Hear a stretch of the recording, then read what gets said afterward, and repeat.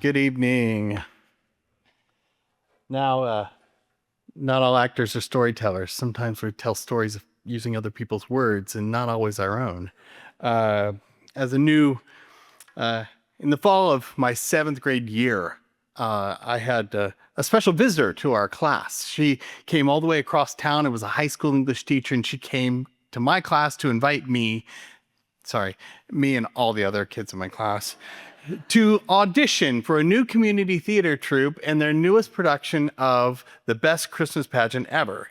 Now, it sounded funny. It was the story of the Herdman family. The kids were unruly. They were from a single parent household. They smoked, they drank, they stole. That would be a lot of fun to do. And they would come to church too, but they only came to church for the snacks.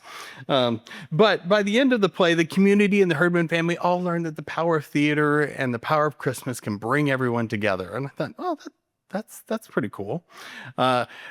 Rewind, because 2 years before that audition, my mother had remarried, and she had brought my brother and I to a blended family in a small Kansas town. It had one of everything. It had one grocery store, it had one high school, one combo elementary/middle school, and it had one stoplight. But it also had one small private liberal arts college, and that's where the show was going to be, the biggest venue in town. So it was the early 80s, and divorce was not that common, and it was even less common in a small town. And the only blended family that I knew was the Brady Bunch, and they were only blended because their parents died, right? So not a lot of things for me to connect to. So I knew what the Herdman kids felt like, and I could use this story at this moment to arrange for my plight, to let everyone know how I felt. I had prayed for alien abduction, but that didn't happen either. I auditioned, and when I got the cast list, you would have thought that I should be overjoyed, but I got school kid. Okay, great. So I begrudgingly went to rehearsals, and then I found out I really was an important school kid, because I was not only a school kid, I was the school kid that gets attacked by the Herdman family. Yes, an action scene would get me seen. And when I got my blocking, I didn't know what that word was at the time. In that rehearsal, I learned that blocking is being told where you're standing.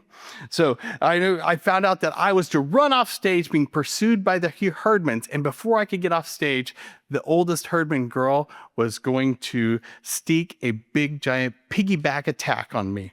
She was going to leap from the last two steps of the steps, and I was going to catch her on my back, and we were going to go out of the theater.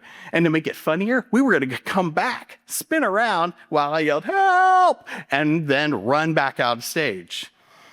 Now, it only took me 3 or 4 times in rehearsal to not fall to the ground by catching this, because what made this funnier was a simple fact of biology.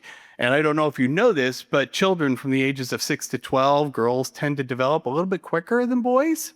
And to compound that, I was a late bloomer. I was a year ahead in school as well. So instead of graduating from boys to men's clothes in junior high, I graduated from boys to husky at the time.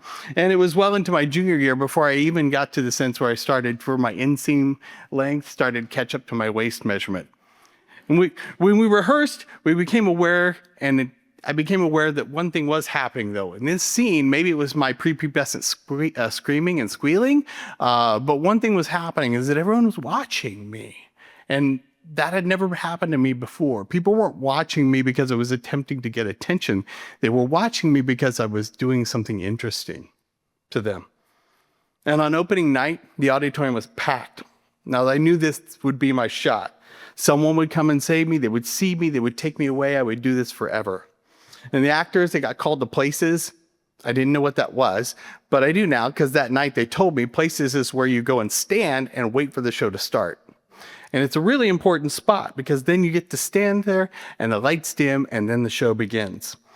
And I can happy to tell you that the whole show went off without a hitch. The piggyback attack was flawlessly executed. It was great.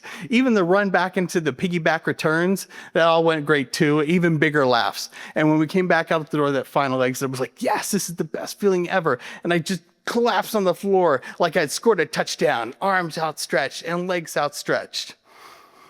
What I didn't remember was that the director, the woman playing the director of the pageant, was furiously going to pursue us because she was going to stop this fight that we were having. And while I was silently accomplished laying in the floor, she burst through the door of the vestibule, stepped on my leg, and landed face first on top of me. Luckily, this finely tuned husky build broke the fall. My face broke the fall for the clipboard she was carrying, but it was really what in the sort of the show must go on aspect of that. She got in, did a quick check. You okay? I said, yeah. And then she ran off. I was like, okay. And I didn't know quite what to think. I almost killed our lead. I had accomplished something great, but I was very conflicted. I had this weird sensation. I was devastated, almost really embarrassed, and sheepishly didn't want to talk about the performance. I was like, I don't even really want to go back, but I committed to it. So I went back for the second and closing show. It's community theater and a new troupe, so it is going to be closing show. And what happened? It went great. Went back. I got back and went into places, and something truly magical occurred that night that I was not expecting. The company embraced me. They embraced me for my foibles, my actions, my apologies. There were lots of, I'm so glad you didn't die out there. Hey, let's not do that again tonight. But they embraced me and they enjoyed it. It was that moment in places I noticed something I hadn't seen the other night because I was so worried about doing my thing right and getting the laughs for me that I hadn't noticed what really happens in that moment called places. At that moment, the actors, crew, and audience are in the same space at the same moment and at the same exact time.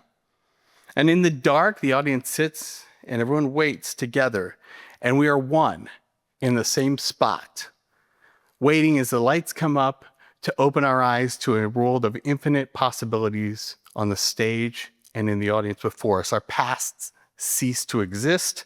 We are all one. And we are in this sort of magical suspension of disbelief in this moment, and we share this true human connection. And when we give ourselves over to this idea of the places moment, when those lights dim or we're about to hear something from someone, we really get the fullness of a true human emotion and the emotion of hope.